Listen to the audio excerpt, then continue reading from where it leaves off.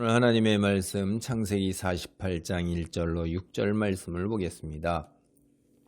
야곱이 이제 요셉의 아들 에브라임과 므낫세에게 축복하는 이야기입니다. 48장 1절 봅니다. 이 일 후에 어떤 사람이 요셉에게 말하기를 내 아버지가 병들었다 하므로 그가 곧 두 아들 므낫세와 에브라임과 함께 이르니, 여기서 이제 이 일 후라는 건 우리가 47장이죠. 내가 조상과 함께 눕거든 너는 나를 애굽에서 메어다가 조상의 묘지에 장사하라, 이렇게 요셉에게 요청을 했다 이 말이에요. 그랬더니 요셉이 네 그리하겠습니다 그랬더니 또 다시 맹세하라, 그러니까 그가 다시 맹세를 하니까 이제 그런 일 후에 자기의 죽음의 때를 안 후에 이제 죽을 날이 얼마 남지 않은 거를 이제 아는 거죠. 이게 뭐냐면 야곱의 나이가 147세라 147세 있었던 일이에요. 147세에 죽습니다. 요셉을 만난 지 17년을 더 살아서 그다음에 147세에 죽는 거예요. 그러니까 병들었다, 이게 위독한 거죠. 그래서 므낫세와 에브라임을 두 아들을 데리고 이제 다시 아버지를 찾아오는데, 사실 총리 일을 하다 보니까 공무로 너무나 바쁘기 때문에 아버지 가족을 자주 찾아뵙지 못했다는 건 우리가 알 수가 있어요. 므낫세가 뭐예요? 므낫세가 있다라는 거잖아요. 있다.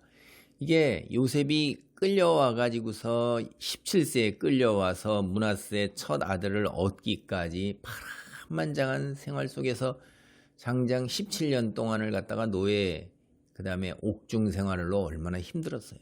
그런 걸 다 잃어버리고 이제 결혼을 하고 아들을 얻으니까 하나님께서 나의 고통을 잊게 하셨다, 이런 뜻이죠.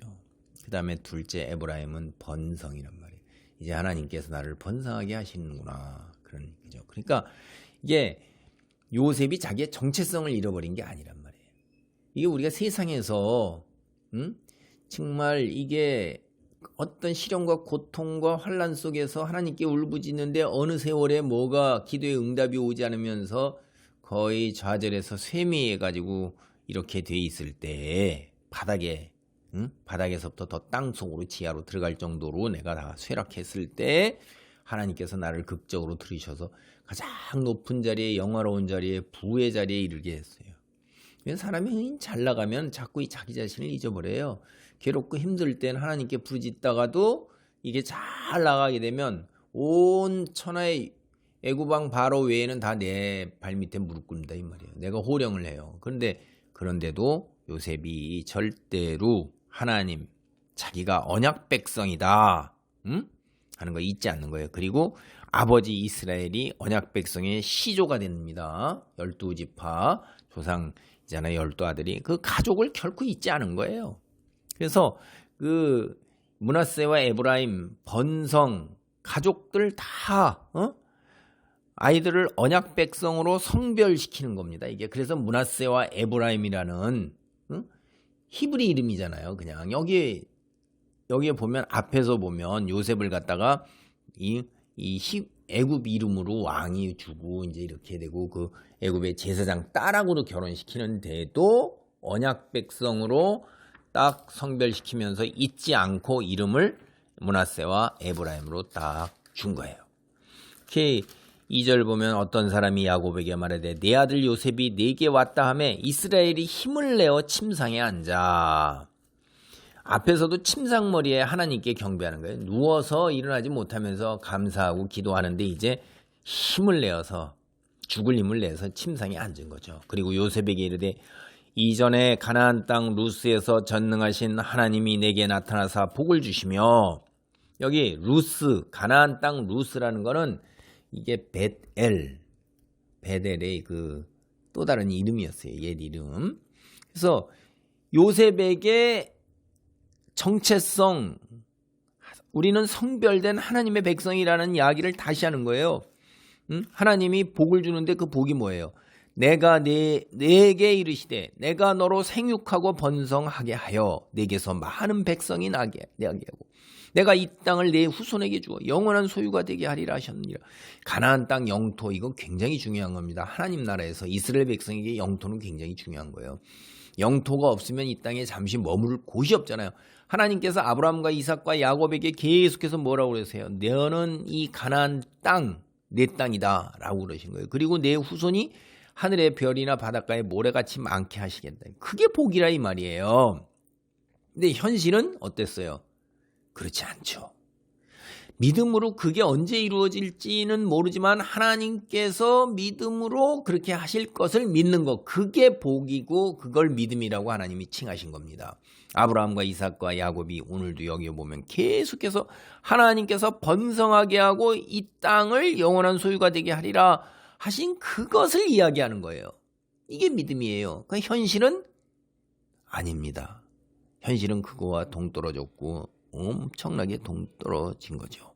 5절입니다. 내가 애굽으로 와서 내게 이르기 전에 애굽에서 내가 낳은 두 아들 에브라임과 므낫세는 내 것이라. 루벤과 시므온처럼 내 것이 될 것이요. 이게 무슨 말이죠? 에브라임과 므낫세가 요셉의 두 아들이에요. 그럼 루벤과 시므온은 에브라임과 므낫세의 얘기 평에서 보면 큰아버지입니다. 큰아버지.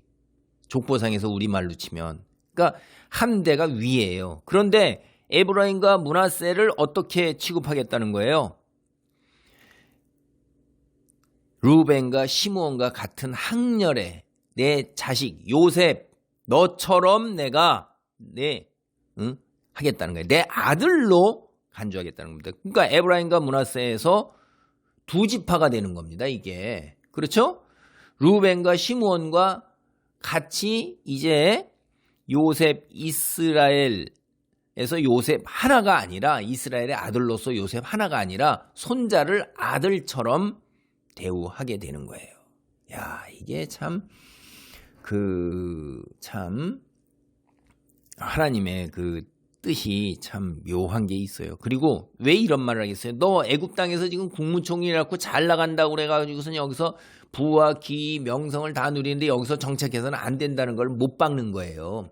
너는 가나안 땅으로 다시 돌아가야 할 거다. 여기 잠시 거쳐가는 거류민이고 나그네다 이 말이에요. 여러분 여기서 이제 그 에브라임과 므낫세에서 여기 이들 후에 내 소생은 내 것이 될 것이며 그들의 유산은 그들의 형의 이름으로 받으리라. 이후에 에브라임과 므낫세 이에 태어나는 것은 내 아들이다. 요셉 내 아들이지만은 에브라임과 므낫세는 내 12지파 그 아들하고 동등한 거다. 그래 그들은 형의 이름으로 시므온처럼 이런 형의 이름으로 이제 여기 가나안 땅에서 땅을 분배받을 거예요. 자, 기가 막힌 거죠. 야곱이 여기에서 요셉에게 가나안 땅 분배에 있어서 장자의 권리를 허락하는 겁니다. 물론 이제 왕들은 유다의 목이 되는 거죠. 다시 제가 말씀을 드리면 므낫세하고 에브라임을 자기 아들로 삼겠다. 이거는 양육권이 바뀌는 게 아니라 양자로 입양해서 법적 권리를 요셉의 형제들하고 동일하게 하겠다. 그런 거예요. 그래서 루벤과 시몬과 동일한 권리를 가졌는데 루벤은 아버지 침상을 더럽혔죠. 장자의 권리를 박탈당하는 거예요. 그다음에 시몬은 어떻게 했어요? 세겜에서 저지른 만행 거기에 그 진멸을 하잖아요. 그 시몬하고 레위가 이제 그런 걸로 인해 가지고선 권리를 빼앗기는 겁니다. 이게. 그리고 에브라임과 므낫세가 장자권으로 이렇게 들어오는데 유다 왕의 권리, 장자권, 왕의 권리는 이제 유다 민족으로 돌아가게 되는 거예요. 이게 하나님의 섭리예요. 하나님이 그렇게 하시는 겁니다. 그리고 뒤에 와서 제가 더 이야기를 하겠습니다. 에브라임과 므낫세에 관해서 뒤에서 얘기를 하겠어요. 장자가 서로 바뀌고 차남이 장자를 누리잖아요. 성경엔 그런 일들이 자주 나왔어요. 나중에 또 살펴보겠습니다.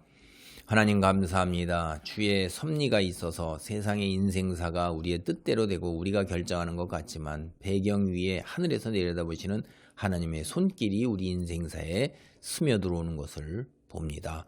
모든 것에서 주관하시는 하나님, 부와 귀가 주로 말미암고 아버지 하나님이여, 낮은 자와 높은 자가 다 하나님의 손에 있으며 능력 있는 자와 강한 자도 하나님의 손에 있음을 봅니다. 귀한 진리를 깨달은 가운데 주를 믿고 의지하고 순종하며 나가도록 붙들어 주옵소서. 예수님의 이름으로 기도하옵나이다. 아멘.